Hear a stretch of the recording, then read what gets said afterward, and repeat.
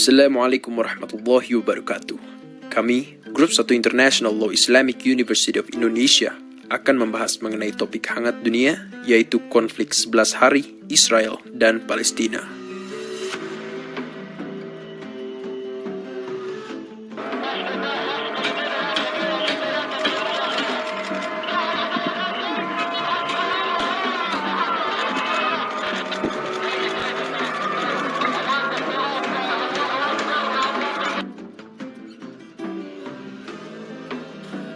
Sudah lebih dari 70 tahun, Israel melakukan pendudukan militer yang membuat warga Palestina menderita. Palestina pun tidak tinggal diam. Kelompok-kelompok militan Palestina meneror kembali Israel.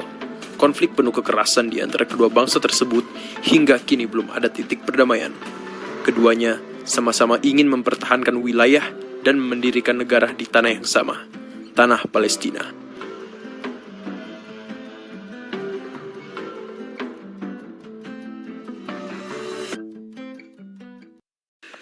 Berawal dari deklarasi Balfour 2 November 1947 menyatakan bahwa Inggris mendukung pendirian tanah air bagi orang-orang Yahudi di Palestina, di mana saat itu wilayah tersebut masuk dalam kekuasaan Kekaisaran Ottoman. Lanjut, pada 29 November 1947, di bawah United Nations Special Commission on Palestine, disingkat UNESCO, diatur pembagian wilayah Palestina yang tertuang dalam resolusi 181. Palestina dibagi menjadi dua bagian, untuk bangsa Yahudi dan untuk bangsa Arab, sementara Yerusalem menjadi kota internasional. Keputusan ini diambil melalui pemilihan suara, di mana 33 negara menyetujui, 13 menolak, 10 abstain, dan 1 tidak hadir, yang artinya Israel telah diakui sebagai negara. David Ben-Gurion memproklamasikan kemerdekaan Israel di Tel Aviv dan menjadi Perdana Menteri pertama di Israel pada 14 Mei 1948. Dari sinilah perang dimulai.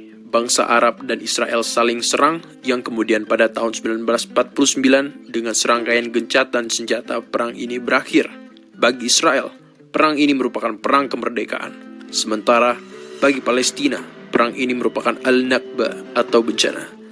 Resolusi 181 tidak ada artinya lagi bagi Israel. Israel terus-menerus melanggar dan memperluas wilayah kekuasaannya.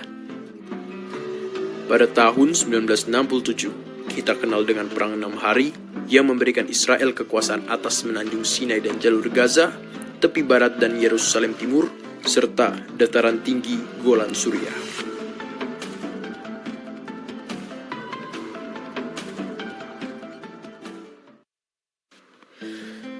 Israel dan Palestina kembali memanas. Berawal dari 3 Mei 2021, kericuhan terjadi di Sheikh Jarrah, di mana Israel berupaya untuk menduduki wilayah tersebut, yang sebagian besar diduduki oleh warga Palestina.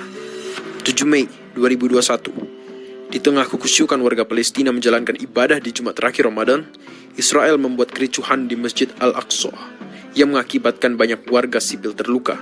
9 Mei 2021, Pengadilan Israel memutuskan untuk menunda sidang sengketa Sheikh Jarrah. 10 Mei 2021, bentrokan kembali pecah antara warga sipil dengan polisi Israel, di mana bertepatan dengan Hari Yerusalem. Tepat di malam hari, Hamas meluncurkan tembakan roket ke Israel. Dan berlanjut di 11 Mei 2021, Israel membalas serangan udara ke jalur Gaza. Sejak saat itu, konflik semakin memanas dan warga sipil yang tidak bersalah terus berjatuhan akibat dari serangan tersebut. 20 Mei 2021, atas desakan Organisasi Kerjasama Islam dan berbagai negara, sidang darurat PBB dilaksanakan untuk membahas konflik antara Israel dan Palestina.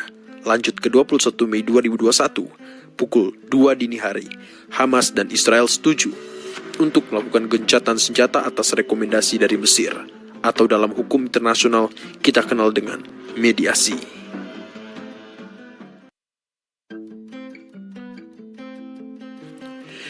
Dewan Hak Asasi Manusia PBB, disingkat UNHRC, membentuk Komisi Penyelidikan Internasional untuk menyelidiki pelanggaran oleh Israel terkait hukum internasional, hukum humaniter internasional, dan resolusi-resolusi PBB yang terkait. Selain itu, Menurut Kepala Pusat Kajian Strategis di Kementerian Luar Negeri, Turki Ufuk Ulutas, dalam satu pertemuan NATO di Antalya, di Laut Tengah Turki, solusi dua negara yang menyerukan dua negara untuk dua warga menjadi pilihan realistis terbaik saat ini untuk menemukan penyelesaian yang bertahan lama bagi konflik Palestina-Israel. Berdasarkan Konvensi Montevideo on the Rights and Duties 1933, syarat berdirinya sebuah negara adalah memiliki wilayah, warga negara, dan pemerintahan. Palestina sendiri sudah diakui sebagai sebuah negara yang berhak atas hak dan kewajibannya pada 14 September 2015, di mana sebanyak 136 negara dari 193 anggota PBB telah mengakui Palestina sebagai sebuah negara. Memang, jika dilihat dari sudut pandang hukum humaniter, perang tentunya merupakan suatu hal yang tidak dapat dihindari. Oleh karena itu, hukum humaniter mengatur agar perang tetap dapat memperhatikan prinsip kemanusiaan dengan memberikan perlindungan dan pertolongan pada korban perang. Tidak dapat kita pungkiri juga bahwa aksi saling serang keduanya merupakan sebuah bentuk pertahanan diri atau self-defense sebagai hak sebuah negara. Palestina berhak atas haknya untuk melakukan self-defense. Namun, bagaimana bisa dikatakan Israel melakukan self-defense jika awalnya Israel sudah melanggar kewajiban dan norma dasar dalam hukum internasional Pacta Sunt Servanda, di mana Israel telah dan terus melanggar resolusi 181. Israel dan Palestina yang saling bermusuhan padahal berdampingan, masing-masing memiliki pembenaran sendiri tentang apa dan mengapa, sehingga kenyataannya proses perdamaian antara Palestina dan Israel sangat sulit terwujud.